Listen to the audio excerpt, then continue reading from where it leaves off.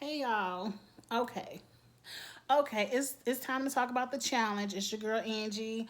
Welcome back to Kiss My Cheeks TV. If you're excited about this season of the challenge, go ahead and hit subscribe. Your girl is reviewing it. This is episode 2. Let's jump into it. Now, excuse my language for 2 seconds. I don't know what the title of the episode is, but I came up with a few titles. My first title is D is Pussy. I'm sorry. I try not to talk so vulgarly, but D kind of really pissed me off this episode. I didn't really understand D.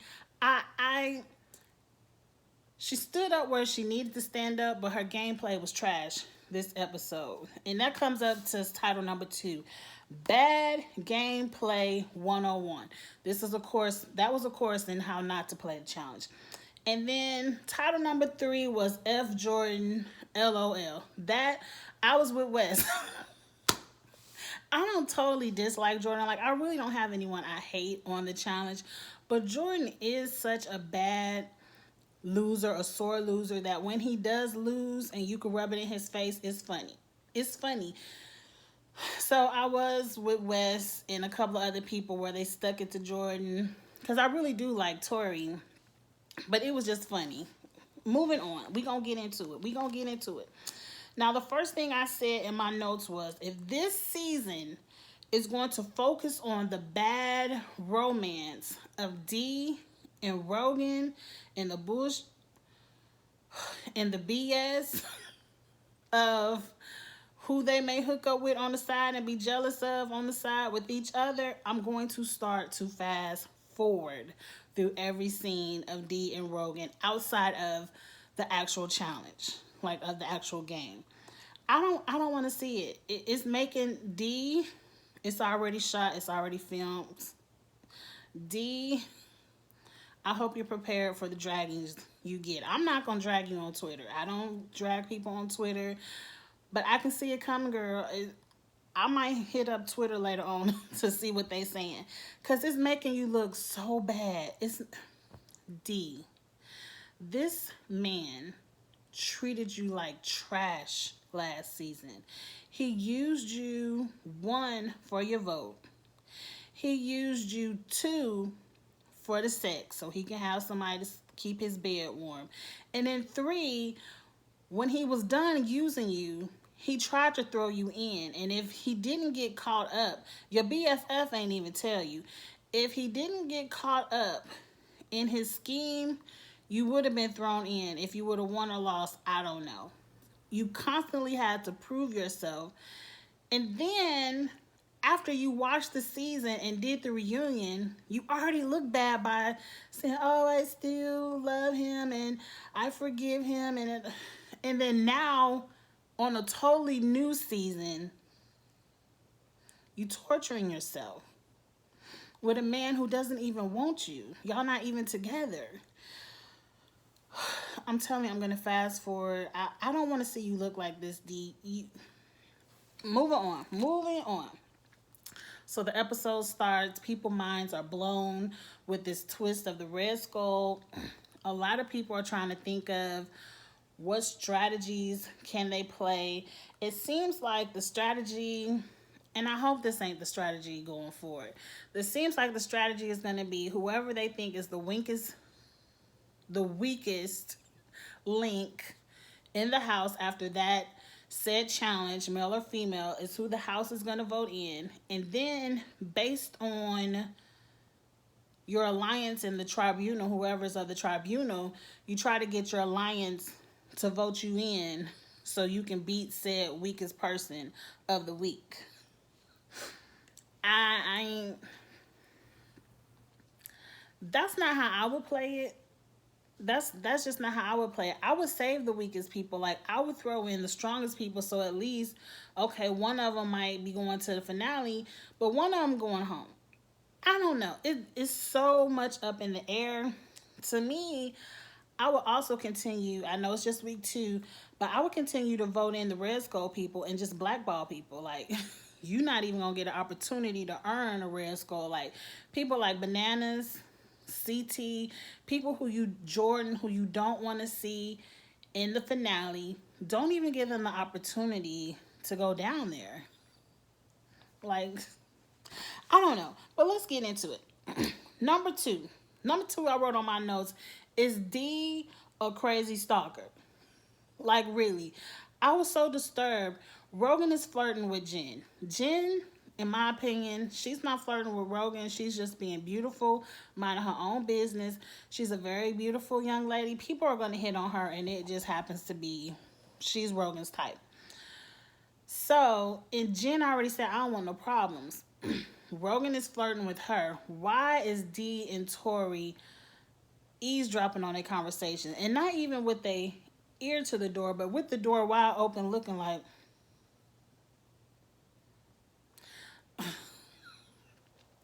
And that's why Jen was like, I don't want no problems. So clearly, I don't know where they found Jen from on the Amazing Race, whatever. She's not challenge ready. Challenge, you have to be a beast. These challenges are extremely hard. She wasn't no ma'am in the challenge. So, and then later on when they were having the house vote, and I guess her and D were arguing, she was like, and you watching me in my sleep. And then production cut to a clip where D is clearly raising her mask, looking at Jen in her sleep.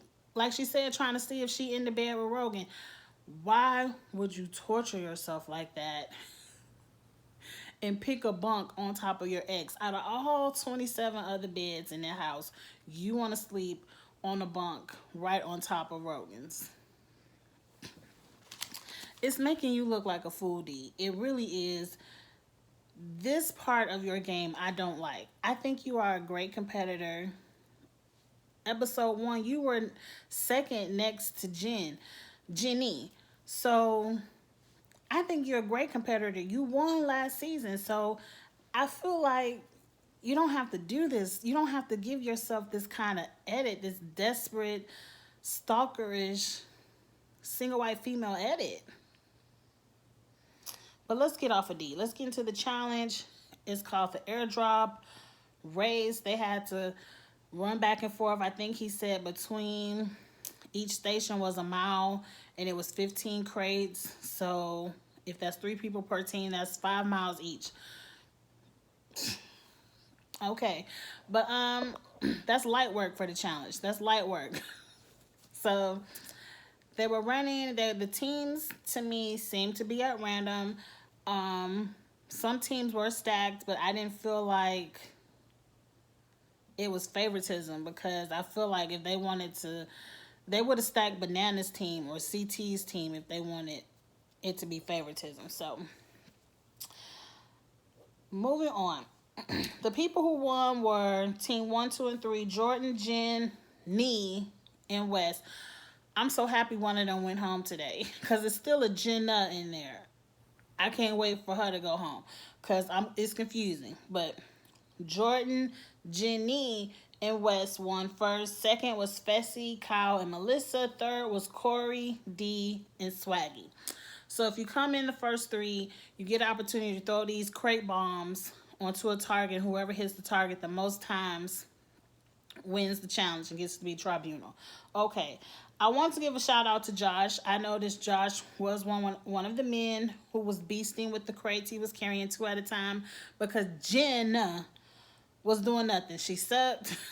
Like Anissa said, Josh has 2 crates and Jen just has her hand like this, just touching a crate, not even holding it up.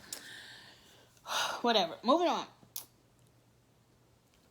Get in the comments, let me know what you think. Do you think it was best to be first or to be last? Because to me, sometimes in these challenges, whoever goes first is the practice dummy, the one who kind of tries out the challenge, and people learn from their mistakes. Or did Jordan just suck at finding the target? I don't know. It could have been both. But I do kind of feel like, since we know it's a disadvantage to be first, whoever came in third place should have went first in reverse order. But they did it in first, second, third. Whatever. The people who came in third place, they got 9 out of 9. Second, I mean, they came in first, but they were the ones who came in third for the race. Fessy and them came in second. They had 7 out of 9. Jordan's team sucked. They got 2 out of 9, and Jordan was pissed. And Wes was like, "Well, hell, we lost. Oh well." But watching Jordan be pissed is a win for him. I do like Wes. Like, I don't care. I've all I love a lot of the vets. Just out of a fan of the show, Wes cracks me up. I like to see if just Wes's politics prevail or not. I'm curious to see how it's going to do with him and Bananas this season. I see some backstabbing in my future. But anyway, Jen was clearly the weakest in the challenge, and everyone kind of honed in on that and was like, okay, Jen's going in. And like I said, this week, the House vote, the strategy seems to be vote the weakest person in, and who's ever in the tribunal, if it's your homegirls or your homeboys in the tribunal, suck up to them to get put in. I feel like this is the only week that's going to work because there's so many beasts this season. We're going to get into that some more. So anyway, everyone kind of knows Jen is going in. Why did Wes want this lady to write a speech and embarrass herself? She started her speech off with, "Hello, Earthlings." I was like, oh my God. It was very embarrassing. Everything Wes told her to put on that paper, he knew would trigger some people. I don't know why he wanted this woman to be embarrassed when he knew she was going in. He should have just let her go in and be like, look, it's your time. You're a rookie. You're going in. It is what it is. Whatever. Anyway, moving on from that. Dee has made promises, and let's talk about them. Dee says her number one is Jenny. She has promised Jenny that if she is in the tribunal, she's going to give her Jen so she can knock out Jen and hurry up and get her red skull. I have so much to say about that. But let's talk about this second. Next, Tory and Jordan feel like they were on the winning team with Dee when they won the 250. Tory got knocked out at the puzzle, but they feel like because they helped Dee win that $250K last season, that Dee owes it to Tory to vote Tory in. We'll talk about that in a second. The third tribunal pick was Big T. She just a backup, depending on what was going to be the challenge when they first see it. Big T was going to go in there. Let's talk about these three real quick. Number one, I don't know when Jenny became Dee's number one. Because like Tory said, which I don't agree with any of the politics of this vote, but like Tory said, last season you voted Jenny in every time. You were against Jenny last season. So when did she become your number one? Is she only your number one because Ninja isn't there? I don't know. I ain't mad at you. When you see the cast, you got to pivot and see who you're going to be close to. And we don't know how close these people are off camera as well. So I don't know. Dee says Jenny is her number one. Jenny is her number one. And you have to respect that. But I agree with Wes. She should have listened. I believe Dee's true number one is Wes. She should have listened to Wes. Why would you put the strongest female in the house who can probably knock out 60% of the men? Like, honestly, Jenny could beat over half of the men there. Why would you give her a green light to the final? No one else is going to vote Jenny into the purgatory because no one else is going to want to go against Jenny. So you just kind of gave Jenny an easy road. Like, Jenny's going to be in the final, and I don't see her ever having to see another elimination. Why would you do that? She's somebody, and then not only, even if you get your red skull to the final, now you got to run it against Jenny. To me, if I was D, before I heard the twist from TJ, I'm talking about this is before the TJ twist, I would have totally put in Big T. I would put somebody down there because I would feel like if I ever need the opportunity to go into purgatory, I want it to be against someone like a Big T. I want a weaker player to still be there. And then two, I forgot my train of thought. And then two, if Big T did win and I had to run a challenge, a final against someone, I'd rather run it against Big T than Jenny. So I don't know. I definitely wouldn't have put Jenny down there. Now this is my little conspiracy theory. I'm not really a conspiracy theorist, but this is just my thought. And I say it over and over again every video. I know y'all already know what I'm about to say. I feel like this is a setup because I feel like there's no way, no way that Tory beasted Jenny last season in the hall brawl. I feel like Jenny totally threw that to Tory. I don't know if production said throw it to Tory this season, we got you next season. I don't know what the handshake was, but the way Jenny performs, I just don't see Tory knocking her out 2 times in a row in a hall brawl. We're going to move on.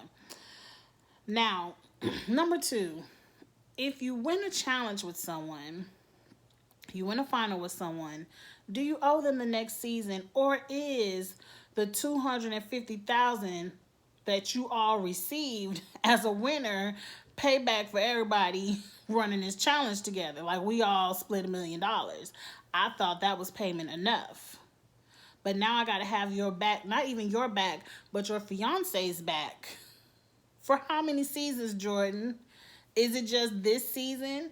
Is it next season and the season after that? Is it every season that we're on this together? I owe you because we ran a finale together and won together. I say F Jordan and F Tory. Like we all got our check. Moving on. New season, reset. And I don't like how I agree with D. This part of the game, I agreed with D, and I'm happy she stuck up for herself in this part of the game before the TJ twist. Now, this is all before the TJ twist, where she recognizes that Jordan and Tory are playing good cop, bad cop. They're trying to intimidate her.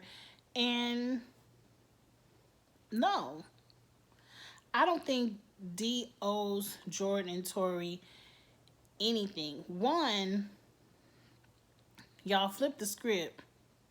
Y'all really weren't for them. They were only for D and Rogan and them when they switched tribes because the US kept voting them down there. And mind you, even when they flipped, D and Rogan kept throwing Jordan and Tory in on the UK side. So I don't understand what's owed to each other. But let's move on because I didn't like the intimidation and I'm happy it didn't work. Moving on. Now here's the plot twist of the episode. And this is why I said D was pussy. I'm sorry for keep saying that, but that's how I felt about it when I saw it. The twist is TJ says, as a tribunal member, if you come out to the challenge and you think you could win against the House vote, you can vote yourself down there. You don't have to go. You can overrule your 3 nominees. And to me, this was a no-brainer. This was a no-brainer. If this was a layup, if you put layup in the dictionary, Jen's picture will be right there. There's no clear layup on this season. And D was like, I would hate to lose to Jen. If you are shook by Jen, I don't know what to tell you, D. I don't know what to tell you. I would have went ahead and got my red skull and sat down. Because to me, this was your out. You would have saved face Because Jenny already said she would understand. And I believe Tory and Jordan would understand. And Big T, who cares? Jenny would not have been mad at you for looking out for yourself. Because you got to look out for yourself first. I don't even think Tory and Jordan would have been mad at you. But since you took it upon yourself and to be, I ain't going to say the P word, but to be that and not go ahead and knock this little challenge out. Jenny did that challenge in 10 seconds. Now, it might have took you 60 seconds, but you clearly saw that woman couldn't even flip one around. Jenny was beasting it with one hand like, psh, psh, psh. Like, Jenny probably could have beat half of the men up there in this challenge. That lady couldn't even get that thing to get parallels, so she definitely wasn't about to flip it all the way around. You could have beasted her in this challenge, got your red skull, and sat down. But no, you scared. And to me, if you scared of Jen, you scared of everybody up there. Like, to me, it's no easy layup up there left. Because word on the street is Bailey is killing the challenge. I gotta see it to believe it. And I love Bailey and I love Swaggy, but I gotta see it to believe it. I would be intimidated by Casey. Anissa, depending on what the elimination is, you might can beat Anissa. Depending on the elimination, you might can beat a Ashley or a Nani, maybe a Melissa. But to me, everyone else up there is a beast. Jenna is known for winning these challenges. Kayla is known for being an elimination beast. Like, I don't know. To me, you should have took this one. You should have took this one because now your road to get a red skull in the female arena is going to be a lot harder. I think it was a bad game move to give Jenny that red flag to the elimination. But, oh well. Oh well. And then you could have been the one to send the B home. You could have been like, you messing with my man, bye. But anyway, Jen still went home. She still went home. I don't know. And that's it. Where do we go from here, y'all? I feel like the strategy now is going to be the House is going to vote in.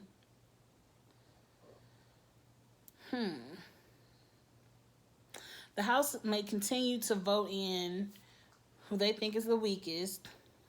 And then, depending on who's on that tribunal, the only way some of the strong people can even get into the elimination, they're going to have to be on the tribunal and vote themselves in. Like a Bananas, a CT, a West. I feel like they're going to have to win and vote themselves in, or they're going to get blackballed from the opportunity. And I think I think this is a great way to play the season. I think it'll be some great matchups. I wouldn't vote the weakest person in. I would vote in, I don't know. I just can't wait to see it. You all get in the comments. Let me know what kind of strategies you all think will come of it. You already know what time it is. Your girl is reviewing the challenge. I'm so excited for this twist. I love when I don't know exactly where the season is going to go. So I'm excited to see what's going to happen next week. Go ahead and subscribe because I'm going to be talking about it. Go ahead and become a part of the Kiss My Cheeks family. Like, comment, share, all that good stuff. And we will talk again next week. It's a male elimination. I just can't wait to see who they think is going to be the weakest and who they're going to put down there. Y'all think? I don't think it'll be Josh. The male side is so hard. I think they'll throw Jay or Swaggy down there again. I don't know. Anyway, y'all. See you next week. I'll talk to you later. Bye.